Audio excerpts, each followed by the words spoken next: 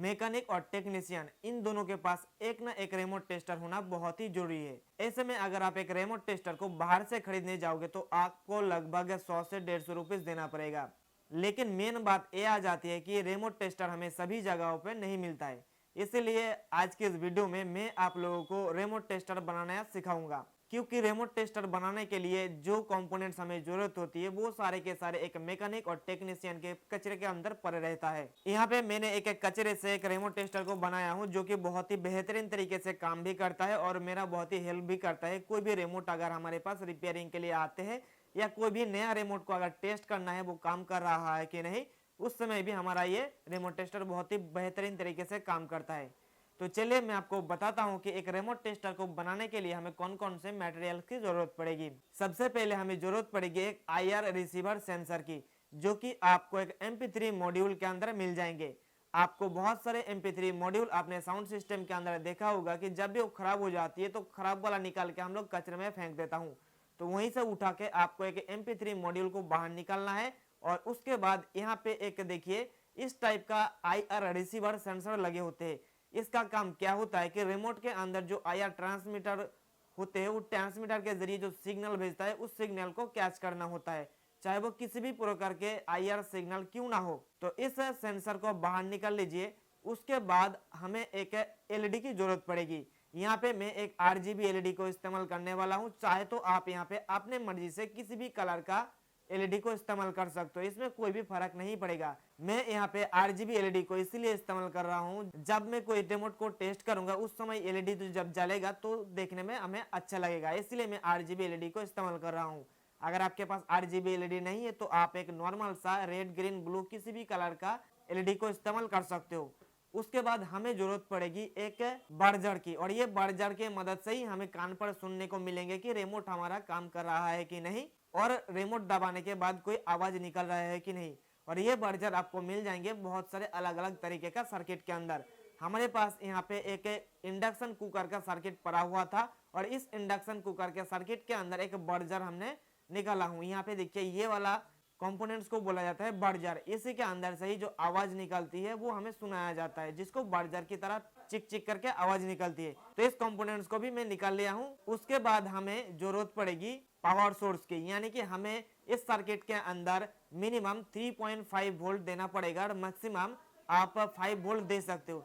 तो आप यहाँ पे एक 3.7 mAh का लिथियम आयन बैटरी भी इस्तेमाल कर सकते हो। चाहे तो अगर आपके पास कोई मोबाइल का बैटरी है वो भी आप यहाँ पे इस्तेमाल कर सकते हो। लेकिन अगर आपके पास कोई बैटरी नहीं है तो आप यहाँ पे जो चार्जर होता है चार्जर को भी आप इस्तेमाल कर सकते हो।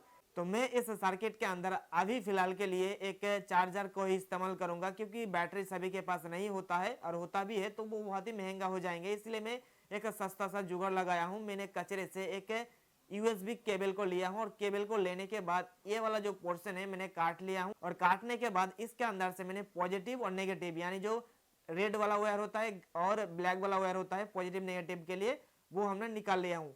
अब हमें इस सर्किट को कंप्लीट करते हैं। तो अब यहाँ पे आप ध्यान दीजिए कि ये सारे कंपोनेंट्स को हमें कनेक्शन कैसे करना है।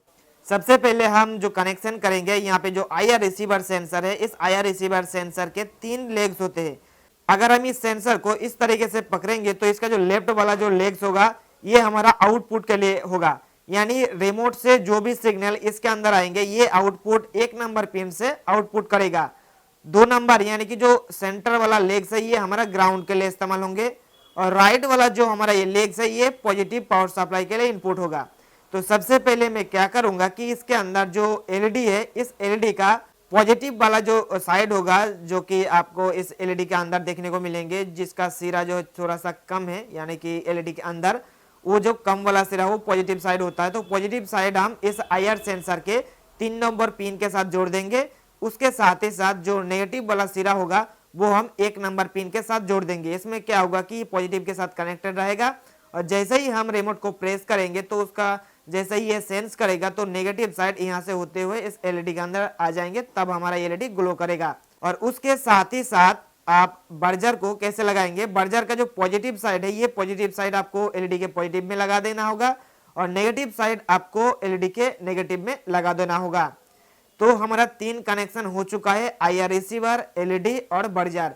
अब बात आ जाती है इसके अंदर हमें पावर सप्लाई कैसे देना है। तो ये जो आप यूएसबी कॉर्ड देख रहे होंगे, तो इस यूएसबी कॉर्ड का जो पॉजिटिव साइड होगा ये हमें इस आईआर रिसीवर के पॉजिटिव के साथ जोड़ देना पड़ेगा, यानी कि सभी का जो पॉजिटिव कॉमन है तो पॉजिटिव के साथ हमें जोड़ देना होगा और नेगेटिव को आपको इस आईआर सेंसर के बीच वाले पिन के साथ जोड़ देना होगा जो कि हमारा ग्राउंड के लिए होगा। तो अब हमारा रिमोट टेस्टर फाइनली कंप्लीट हो चुका है। अब बारी आते हैं इसको टेस्ट करना। तो चलिए टेस्ट कर लेता हूं कि हमारा ये एलईडी टेस्टर काम कर रहा है या नहीं।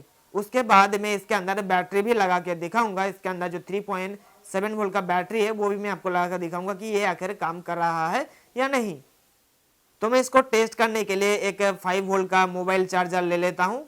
मोबाइल चार्जर 5 वोल्ट का ही होते हैं। तो अब मैं यहाँ पे जो यूएसबी कॉर्ड है चार्जर के साथ लगा देता हूँ और इस चार्जर को मैं एसी सप्लाई के साथ जोड़ देता हूँ। एसी सप्लाई को जोड़ देने के बाद कोई सा भी एक रिमोट में उठा लेता हूँ और मैं प्रेस करके देखता हूँ कि हमारा ये रिमोट टेस्टर काम कर रहा है या नहीं। यहाँ पे देखिए दोस्तों, बहुत ही जबरदस्त और बेहतरीन तरीके से हमारा रिमोट टेस्टर काम कर रहा है। जैसे ही कोई भी रिमोट का कोई भी बटन को प्रेस कर रहा हूँ तो आपको रिमोट टेस्टर के अंदर से एलईडी ग्लो होने के साथ साथ आपको आवाज भी सुनाई दे रहा है। ऐसे में आपको पता चल जाएंगे कि हमारा रिमोट सही है या नहीं। अगर कोई बटन हमारा काम नहीं करेगा उस समय भी आपको पता चल जाएगा कि हमारा ऐसा रिमोट का इस पार्टिकुलर बटन काम नहीं कर रहा है, तो इसको हमें फिक्स करना है या रिपेयर करना है।